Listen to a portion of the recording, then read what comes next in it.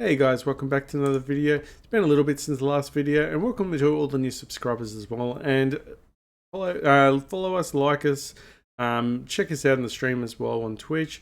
Anyway, this is going to be a bishop dovetail mate in the end of the game, and we're just showing you a bird. This is the bird's opening. So I've never really played against this. So when you don't know what to do, you fall back on your principles. So try and control the center, and try and get your pieces out.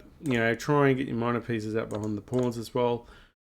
And I played at 96% 1 inaccuracy in this whole game, so I thought that was pretty good. Not every day I get that high. This was the inaccuracy. Just thinking about things now, probably bishop e7 was the best to control more squares, because this is just dying down a pawn. So whenever you put down a bishop somewhere, make sure they're not looking at lockdown pawn, got nowhere to go. So just something like that you got to think of. Don't block your bishops in. Look at this bishop, it's beautiful. If I played this move to fianchetto, it would have been terrible because the x-ray on the rook. So that can usually happen, say, in the Catalan, when you're actually white and you're playing against black and they've already fianchettoed as black, eyeing down here. So this is a common theme. Just make sure that you watch out for the x-rays. You could possibly still do it, but you'd have to be very quick to get the bishop in and castling. So it's very dangerous. The computer doesn't like it at all. So he's moving here. This is the first mistake I think white has played, because if you think about it, it's already a mistake. So this was breaking a principle of only moving one piece at a time. So he did break the principle here, but with good cause. So he hasn't castled, and also this pawn is now weak. If he did castle right, the rook would be here and the queen would be here. This would be a powerful fork. So this is the reason why I didn't castle. So there's another reason why we played that move. And getting a central pawn is, but there's a really good thing to have, especially out of the opening. So you're in a good position. You're in a good position when you're giving up.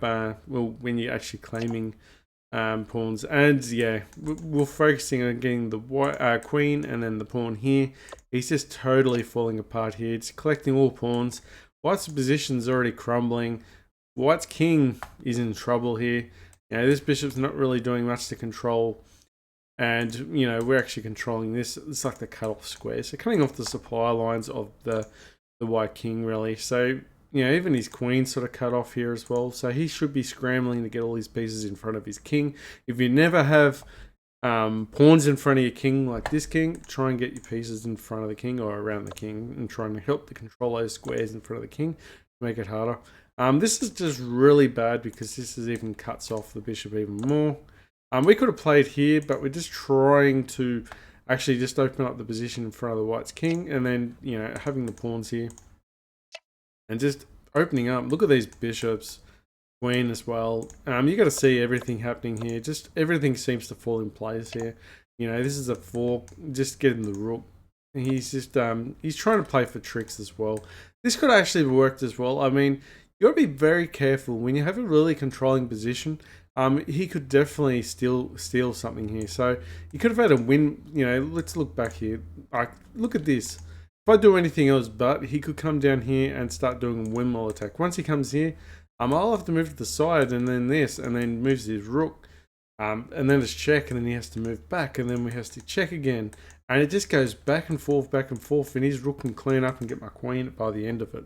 This is how close you could at losing in the game if you didn't see that, or if you didn't play even that move. So you don't have to actually see all the moves. You just have to actually make sure you continue with threats. And just opening up in front of the white king, he still has this threat now. Got to be very careful.